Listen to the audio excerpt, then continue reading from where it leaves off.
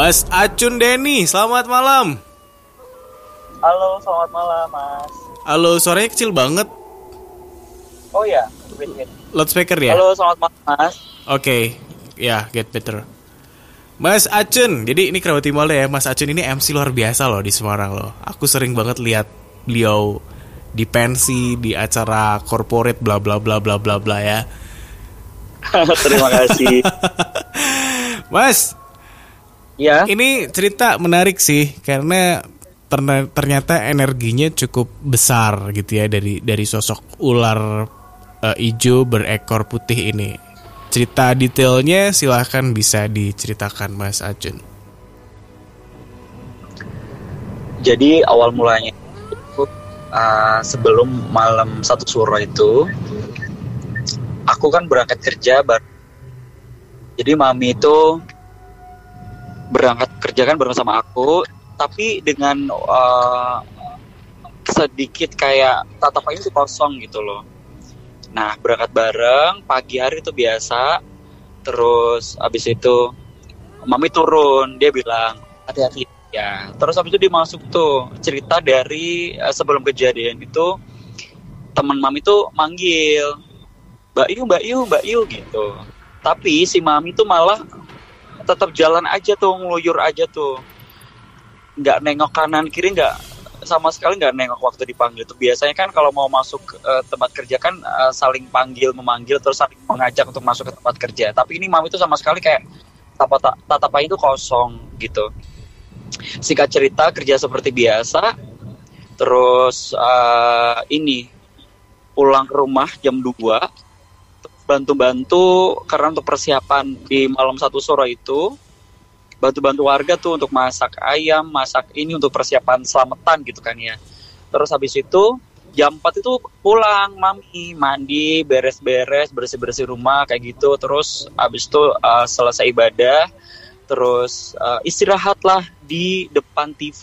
Depan kan kalau di rumah kan depan ruang TV tuh ada kasurnya tuh buat istirahat gitu kan sambil nonton TV gitu. Pertamanya tuh di depan TV tuh tidak ada hewan ataupun barang-barang yang berserakan tuh nggak ada. Setelah mami istirahat sambil tiduran sambil nonton TV, setelah dia nengok ke sebelah kiri itu ternyata ada ular, dan kaget dong secara manusia, orang awam gitu ya. Orang awam itu melihat tuh, lah kok ada ular. Secara otomatis di sini langsung mengambil kayak kayu gitu. Terus dipukul lah itu, dimatiin, dibunuh ular itu yang awal hijau berwarna putih. Nah, terus habis itu dibuanglah di belakang rumah. Setelah dibuang di belakang rumah, terus bilang sama ade, Nino, aku habis matiin ular.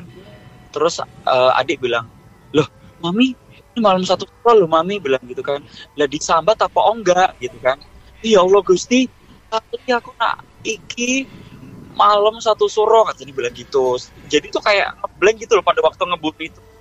Nah, seling berapa jam kemudian dia di depan TV, langsung muka pucat, langsung di area ulu hati dan bagian perut itu merasa sakit. Dan bergerak seperti kayak ular gitu loh, kayak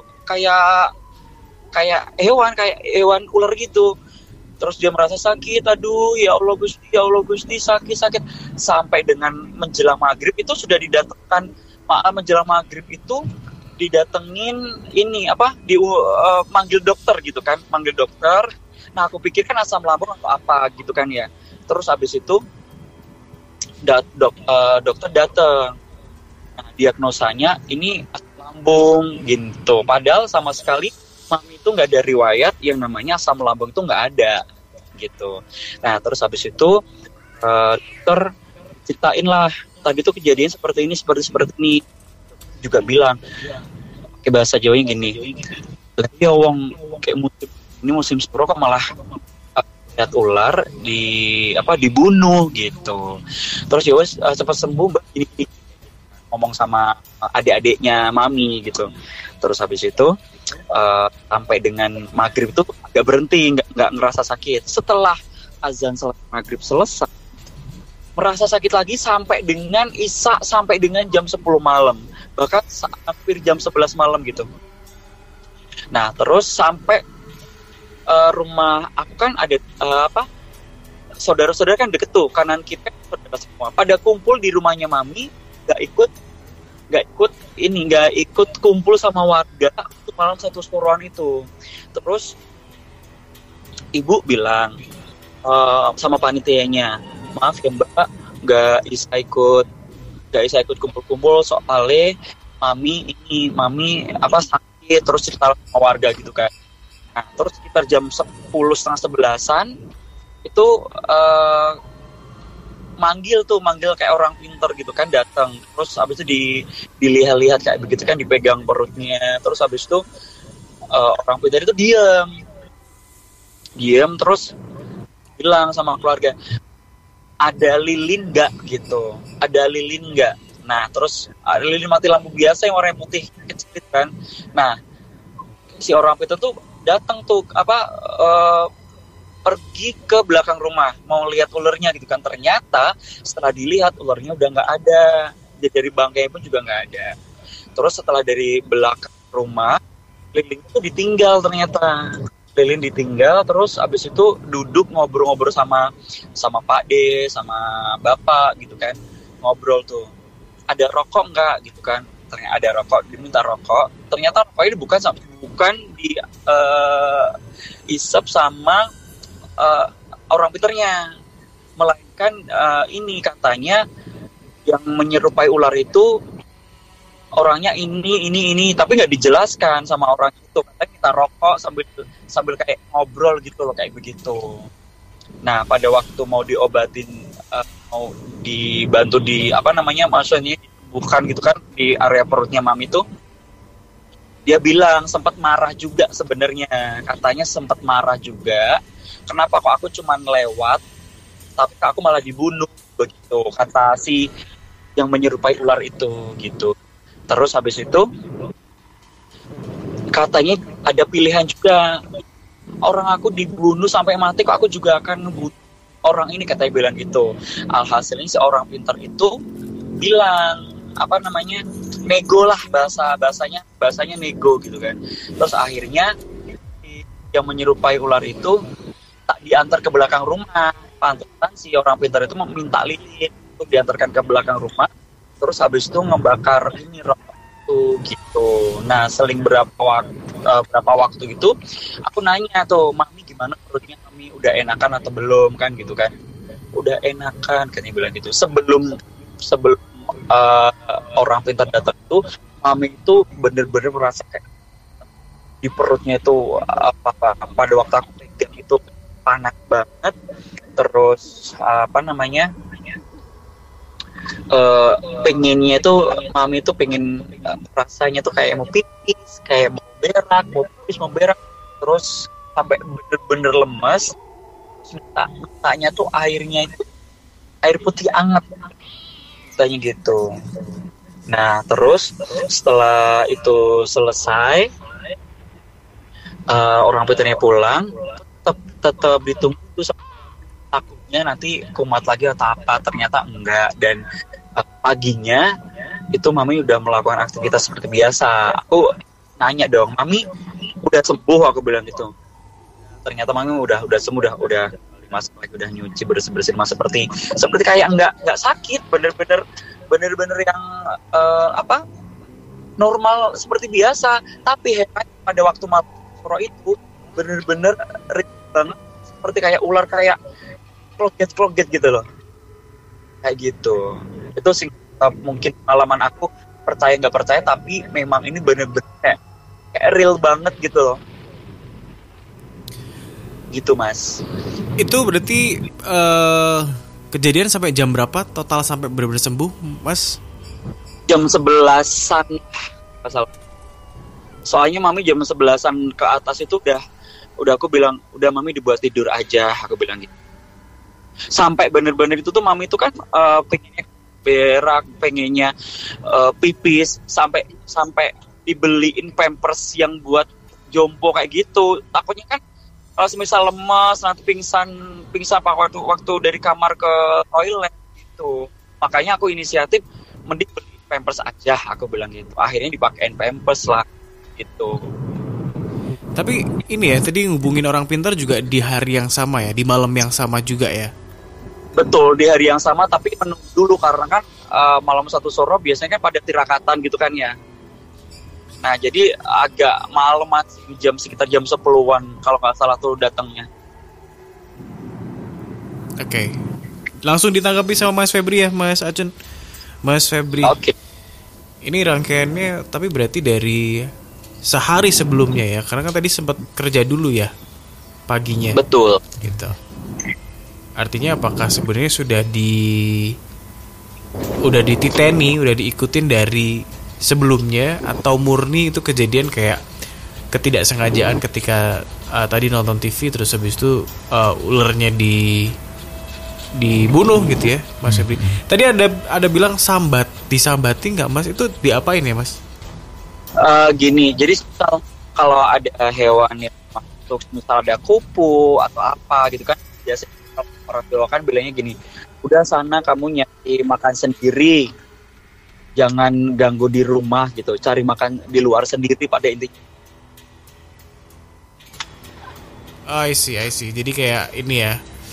Ya, paham. Ya, Mas Febri silakan. Ya, selamat malam Mas Acun.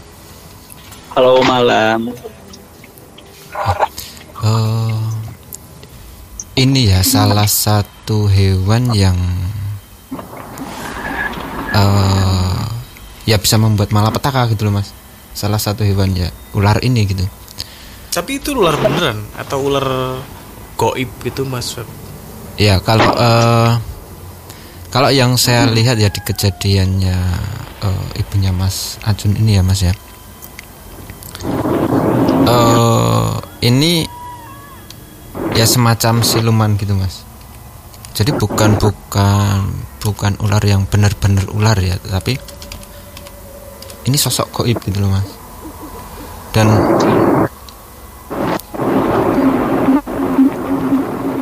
sosok ini itu sebenarnya nggak jauh ya dari rumah Mas Acun tempatnya gitu. Betul, masih Mas. dekat-dekat situ. Katanya itu memang tempatnya itu ada di area belakang.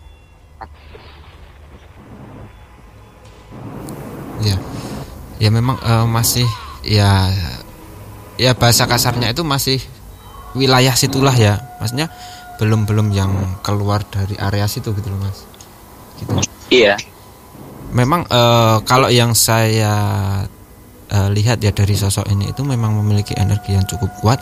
Memang sebenarnya sosok ini itu nggak mau yang mengganggu, ya nggak mau yang menyakiti, Mas, gitu. Karena jadi dia kayak hanya membalas gitu loh, Mas.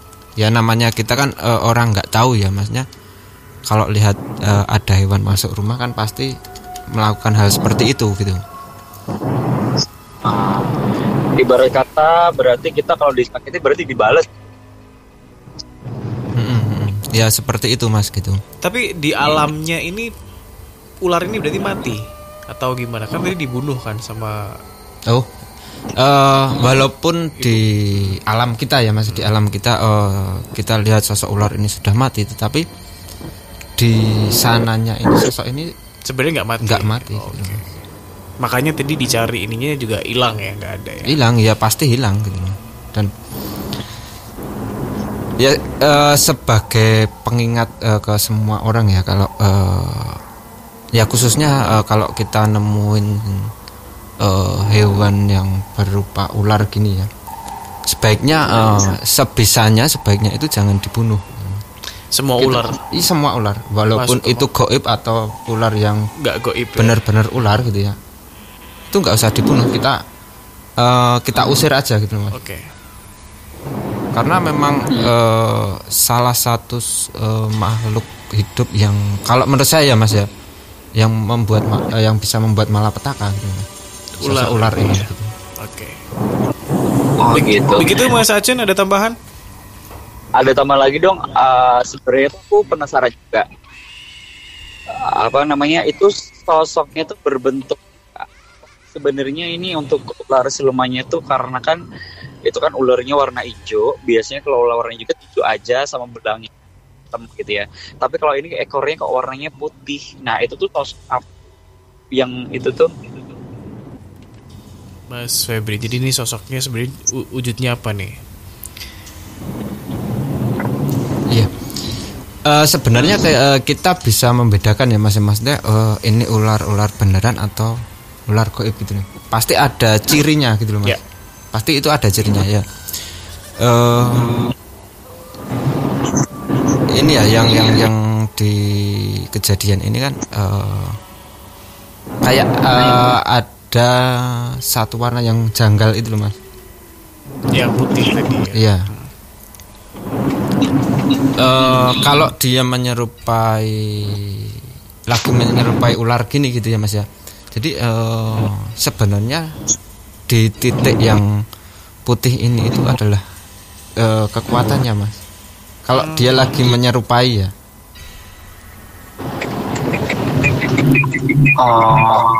Tapi tadi di sosoknya sana wujudnya apa Mas? Kalau sosok di sananya ini kayak ini Mas. Udah pakaiannya itu udah kayak pangeran gitu loh Mas. Oh, berarti ini ya pria gitu ya, sosok pria. Iya, kalau yang saya lihat sosoknya itu laki-laki ya, kalau yang saya lihat. Dan pakaiannya itu sudah selayaknya kayak pangeran gitu loh Mas. Tapi Jawa-Jawa gitu. Iya. Okay. Itu kalau boleh tahu Mas Feb, itu kisaran biasanya kan kalau gaib kan itu kan umurnya sampai puluhan gitu ya. Kalau boleh tahu itu di usia berapa ya kira-kiranya? Apakah sudah termasuk danyang? Kalau kita lihat secara wajahnya ya Mas ya di sosok tersebut terus kita bayangkan, kita bandingkan di dunia kita gitu ya. Itu raut-raut wajahnya itu kisaran umur 40-an ya. Ya 36 ke atas lah. Ya, tapi kalau dari kalau dari sananya menunggu di belakang rumah Mas Acun ini itu sudah ratusan ya Mas ya. Oke, jadi termasuknya ini ya, apa namanya, sosok yang cukup lama di situ. Sudah mendiami tempat itu udah lebih lama bahkan ya. Oke, Mas Acun, ada tambahan lagi kah? Aku sih kalau dari aku cukup ya. Satu lagi boleh ya. Pas waktu di pagi hari itu katanya Mami itu ini apa namanya, ngelihat kayak sosok hewan lagi tapi nggak nyebutin hewan apa, entah itu mungkin Mami memang dari kasat mata itu hewan atau enggaknya, tapi terus Mami nggak ngemukul nggak apa, terus cuman kayak kayak digusah gitu, kayak disuruh pergi gitu. Itu aja sih. Itu sebenarnya yang dilihat Mami pada waktu di pagi hari itu benar-benar hewan biasa atau sama kayak yang waktu di malam hari malam soronya ya, Mas Feb? Apakah ada kaitannya Mas Febri dengan kejadian sebelumnya atau? Ya, ini kalau yang saya lihat ya di ibunya Mas Acun ini ya Mas ya. Pada waktu itu memang kondisi badannya ini lagi kurang fit ya, kalau yang saya rasakan ya Mas ya. Dan secara otomatis kayak apa ya, bukan halu gitu ya, bukan ya bahasa kasarnya itu kepekaan kita itu lebih loh, bisa menambah gitu loh Mas. Iya. Gitu. Pada waktu itu ya Mas ya. Dan di kejadian di pagi sampai malam itu ya Mas ya. Sampai malam itu memang yang sempat dilihat sama maminya Mas Acun ini ya sosok-sosok seperti itu kalau yang saya tangkap Mas gitu. Ya. Karena menurut saya pribadi pada waktu itu memang kondisinya ini memungkinkan untuk bersinggungan dengan sosok yang seperti itu gitu loh Mas. Oh alah. Yap, oke. Tapi ini ya sayang tadi nggak dijelasin hewannya apa gitu ya. Karena mungkin dari segi bentuk itu bisa di tracking nih sama Mas Febri itu kira-kira siluman apa dan sebagainya. Oke. But thank you so much Mas Acun sudah bergabung di Nightmare ya. Baik, terima kasih Mas. Thank you ya. Hati-hati di jalan. Kita akhiri teleponnya ya Mas. Terima kasih. Boleh ini aku lewatin ini Jatingaleh nih. Ya pas nih di studio kita ya. Selamat malam. Bye.